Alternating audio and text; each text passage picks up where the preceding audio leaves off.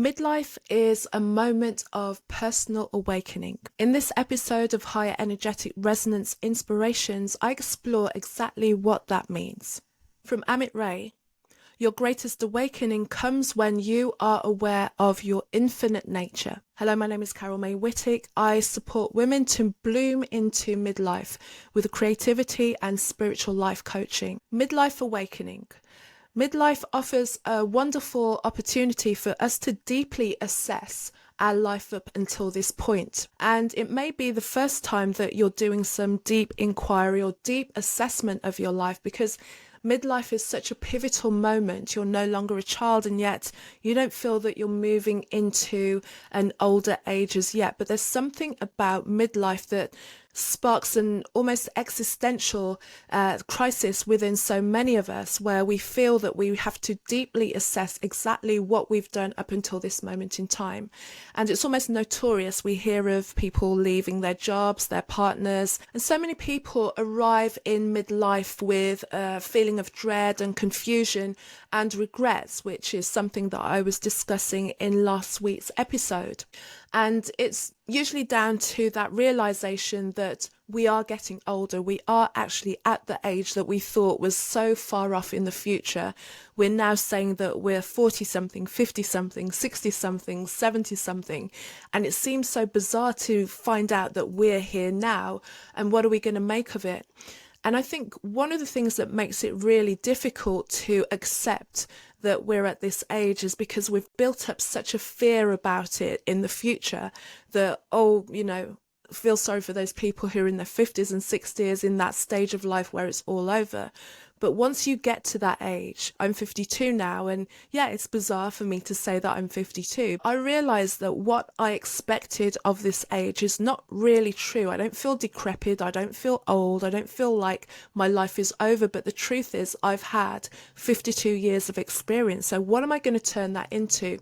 And what were the awakenings that I had, and what were the awakenings that you might be having? So how can we work with this realization and not approach this period of time with impending sense of doom and fear? And also, this is a little shout out for anybody who is not yet in midlife. I would say get to know some people who are older than you. So if you're in your 20s and your 30s, outside of your parents, try and find some friends that are in their 40s, 50s and 60s and still have a sense of vitality about them, so that you can realize that getting to that stage is not something to fear. And that will mean also that you can experience and settle into where you are the present moment within your life. So you're not thinking, I'm running out of time. If I don't get this done by I'm 30, if I don't get this done by the time I'm 40, that it's all over. It's not the truth. It's something that society has pushed upon us, and with this external pressure, we find that we tend to make rash decisions based on scarcity, because we think we're running out of opportunities. The time might be going, but the opportunities never go. And as women, we know that we go through all of these hormonal changes, and those menopausal years can bring with them many different psychological and physical and emotional transitions. I'll be talking about that in another episode, but I want to really just stick to the awakening piece for this episode. Awakening is an opportunity to assess. You're suddenly here. What are you looking at? What are you deciding for yourself? Because some of the clients that I work with are when I see them struggling with something, it's because they're trying to hold on to things that are no longer working for them, or they're not really looking at where they are in life and really thinking about all of the things that they learned, the things that are working for them and the things that don't work for them, that they can use this as an opportunity to change the way that they move forward. Because awakening gives you the chance to change your life completely, change the way that you see yourself and you see life and society, and the way that you're going to be part of that, and turn it into something that's actually going to be a testament to you, so that those next 10, 20, 30, 40, 50 years of your life are ease and joy, and you're not regretting them. You're into this new aspect of yourself. You really get to know who you are on that deeper level. all of the work really comes from looking within, not looking at the world and deciding who you are as a reflection or as a comparison to some standard that you should be standing towards. It's actually looking at who you are and what's authentic to you and moving out of the way of things that are not. When it comes to this point in time, we're often assessing all of the things that we've made, all of the choices that we've made up until this point. So things like our belief values, our identity. Do these things work for us? Do we want to carry this identity with us? Is our identity based on who we really are, or based on what we've been molding ourselves into, or the mask that we've played in order to get through society? Does it feel comfortable for us to continue in this space? Another question when it comes to that midlife awakening is, if you have a belief, is questioning the belief itself. And this is not necessarily to say that you will change your belief, but you want to be solid to understand why it is you believe what it is you believe. Why it is that you stand for the things that you say you stand for? Has that come from you? Has the source that you've relied on to feed you the information that corroborates that belief, is that a solid source? Is that something that you want to stand up to? Are you just holding on to a situation because you've always held that situation? Are you holding on to a thought or a belief because you've always held on to that belief? Sometimes there comes a point where we need to let things go. And this can be difficult for people, especially when you find that you've shaped your identity on something that is no longer true for you. And this is where we find that people have this real kind of crisis point, this psychological breakdown, this not knowing what's true for them and whether they want to continue with the beliefs and the ideas that they've had until this point. Let's look at some signs of awakening. It may be that you've realized that you've just been following along everyone else and not really thinking about the choices that you've made. And for as long as possible, that's been relatively comfortable. But after a time, going away from your true soul is going to really start to feel uncomfortable.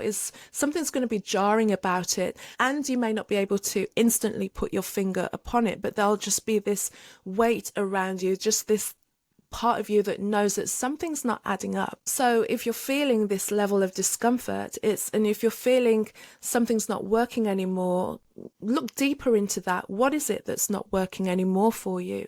And what are you going to do about it? Are you going to continue down a road that feels uncomfortable? Because the more that you keep going down and away from your core beliefs and your core values, the more uncomfortable it's going to be, not just in the way that you show up, but just in the way that you are with yourself.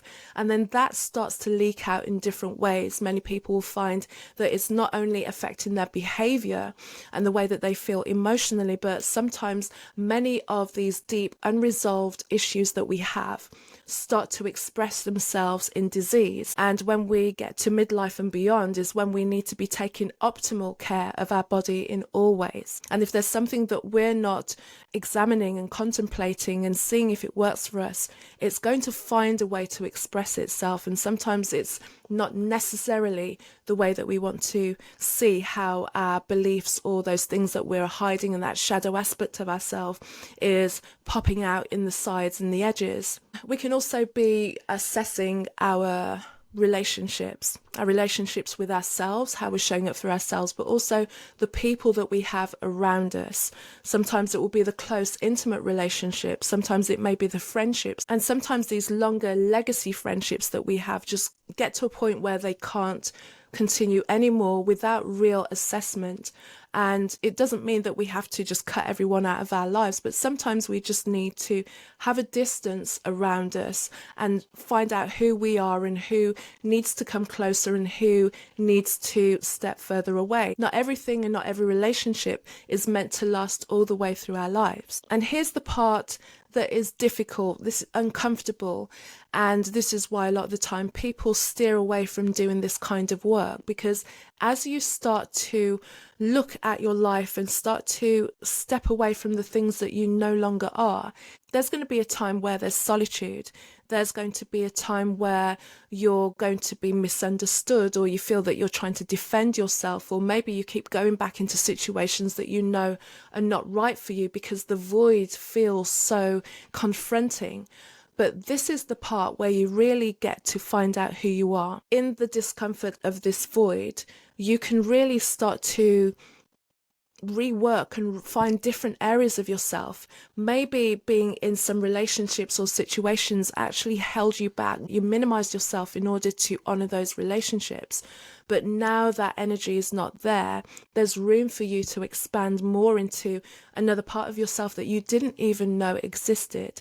And then as you move out and expand into this new aspect of yourself, it might feel uncomfortable. You might still be very much concerned about other people's judgment, about the fact that you're changing and becoming something else, because change is difficult in all aspects. Change is difficult because we're finding a new way to be and letting go of the old, but also the reflections and the reactions of others. And when we're still at the beginning of our new transformation, we're very raw, we're very uncertain. And the more that we can allow ourselves just to be in that space is then the more that we can build a confidence and a surety that that's who we are. And as we're able to express and expand into who we find ourselves to be, we then see that there's a newer version of who we can be, and newer opportunities and newer people, newer relationships, newer spaces become more aligned to who we are.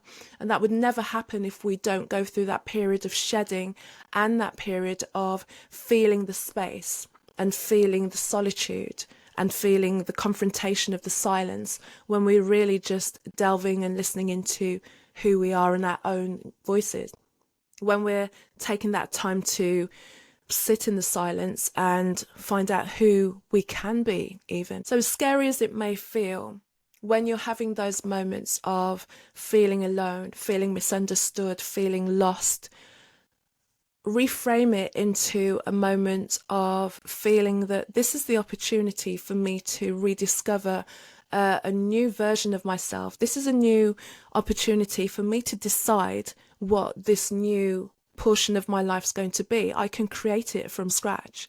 I can bring in parts of myself that I let go of, or I quashed because to make other people feel comfortable, or because I wasn't sure of myself. Now, from this new foundation, from this new space, there's this new questions that you can ask yourself is, am I proud of the things that I've created? Do I feel that I've missed out on anything that I could have done? What would I need to do to make myself proud right now? Who am I surrounding myself by?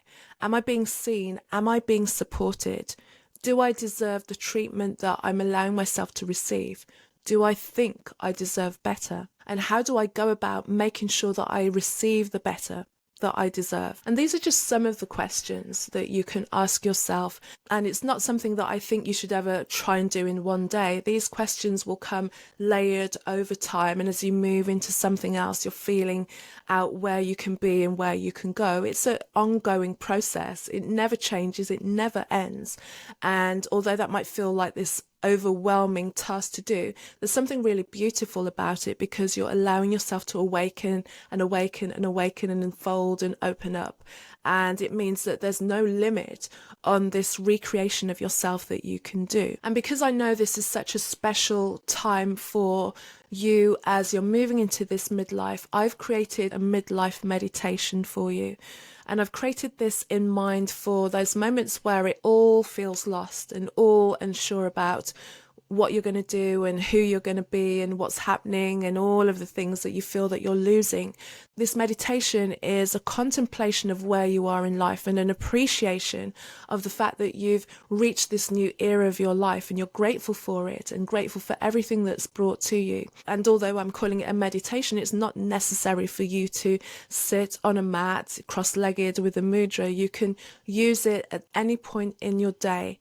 Have it playing in the background, have it playing when you go for a walk.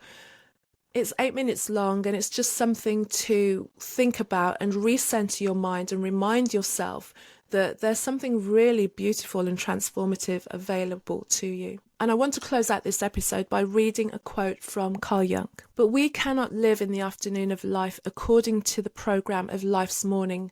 For what was great in the morning will be little at evening. And what in the morning was true, at evening will have become a lie. This is a beautiful moment in time for us all, moving and blooming into midlife.